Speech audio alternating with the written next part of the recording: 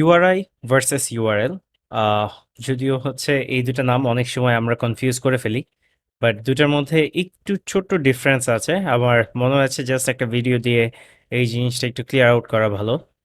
So you URI এটার full form হচ্ছে uniform resource identifier is a string of characters used to identify a name or a resource on the internet.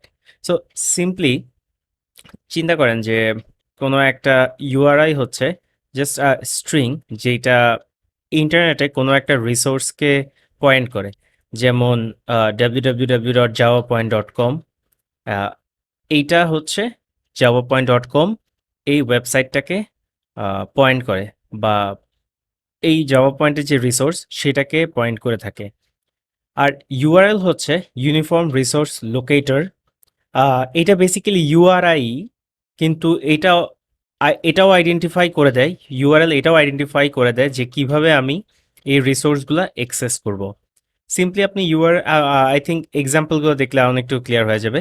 ইউআরআইতে যদি দেখেন, I think এই এক্সাম্পলগুলো হচ্ছে, এই এক্সাম্পলটাতে যদি আমি আসি, সো www.google.com এইটা একটা ইউআরআই, এইটুকু www থেকে google.com।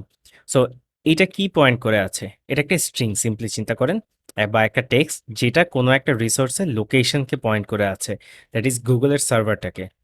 বাট এটা তখন ইউআরএল যখন তার আগে আমি দেখেন একটা এইচটিটিপিএস লাগাবো এবং এটা দিয়ে বোঝাচ্ছে আমি এই যে এইচটিটিপিএস এই প্রোটোকলে আমি এইটাকে অ্যাক্সেস করব।